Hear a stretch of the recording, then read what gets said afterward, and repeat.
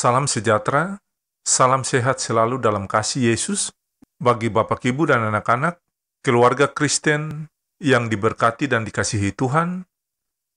Mari kita berdoa sebelum membaca firman Tuhan.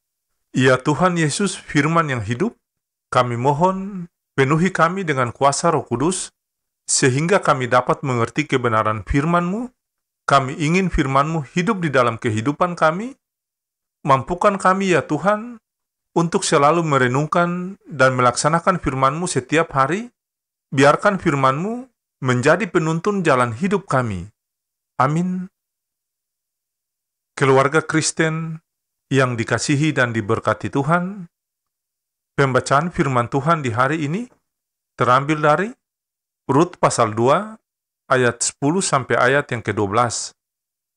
Lalu sujudlah Rut menyembah dengan mukanya sampai ke tanah, dan berkata kepadanya, "Mengapakah aku mendapat belas kasihan daripadamu, sehingga Tuhan memperhatikan aku, padahal aku ini seorang asing?" Boas menjawab, "Telah dikabarkan orang kepadaku dengan lengkap, segala sesuatu yang engkau lakukan kepada mertuamu, sesudah suamimu mati, dan bagaimana engkau meninggalkan ibu bapamu dan tanah kelahiranmu, serta pergi kepada suatu bangsa yang dahulu tidak engkau kenal. Tuhan kiranya membalas perbuatanmu itu, dan kepadamu kiranya dikaruniakan upahmu sepenuhnya oleh Tuhan Allah Israel, yang di bawah sayapnya engkau datang berlindung."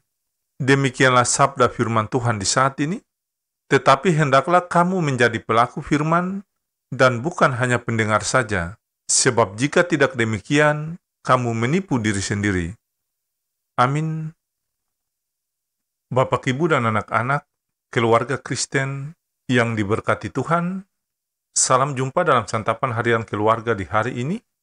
Santapan harian keluarga Kristen di hari ini berjudul, Tunjukkanlah Kebaikan Hatimu. Keluarga Kristen yang diberkati Tuhan, nama Rut berarti belas kasih. Sesuai dengan arti namanya, Rut memang beroleh belas kasih dari Tuhan. Hidupnya mengalami pemulihan dan diberkati oleh Tuhan. Menarik sekali jika memperhatikan kisah perjalanan hidup Rut dan Naomi, ibu mertuanya ini. Rut meski telah ditinggal mati suaminya, tetapi berkomitmen mengabdi dan mendampingi ibu mertuanya yang juga janda. Di tengah keterbatasan dan pergumulan yang berat, keduanya terus berjuang agar dapat bertahan hidup. Dengan cara Tuhan yang ajaib, Ia campur tangan dalam kehidupan mereka. Keluarga Kristen yang diberkati Tuhan, sesungguhnya bisa saja Naomi minta tolong langsung kepada Boas, seorang yang kaya raya, tapi ia sadar bahwa Boas bukanlah kerabatnya, melainkan kerabat mendiang suaminya. Akhirnya, Rut meminta izin kepada mertuanya pergi ke ladang memungut bulir-bulir jelai yang terlewatkan dari para pekerja, dan ternyata ladang itu milik Boas. Boas yang melihat itu tidak marah, malah menunjukkan kasih dan kemurahannya.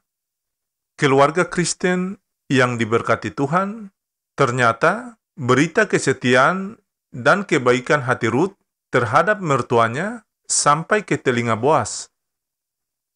Bapak, Ibu, dan anak-anak yang diberkati Tuhan, sebagai orang percaya, tunjukkanlah kebaikan hatimu untuk semua orang, bukan karena ada maksud terselubung.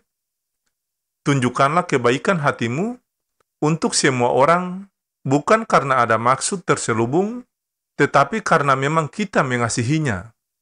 Walaupun ia belum tentu melakukan hal yang sama, tetapi yang terpenting adalah kita sudah melakukan hal yang terbaik. Keluarga Kristen yang dikasihi dan diberkati Tuhan, sebagai orang percaya kepada Yesus Kristus, janganlah kita melakukan kebaikan karena ingin mendapat balasan yang sama, tetapi karena kita yang mengenal Kristus ingin hidup kita bermakna bagi semua orang. Hendaklah kita tulus Seperti Ruth yang tidak mengharapkan apapun ketika ia peduli kepada Naomi, dan Boas ketika ia peduli kepada Ruth. Ya Tuhan, tolonglah keluarga kami untuk melakukan kasih kepada sesama kami tanpa mengharapkan imbalan. Damai sejahtera Allah yang melampaui segala akal akan memelihara hati dan pikiranmu dalam Kristus Yesus. Damai sejahtera Kristus memerintah dalam hati dan kehidupan keluarga Kristen yang terkasih. Amin.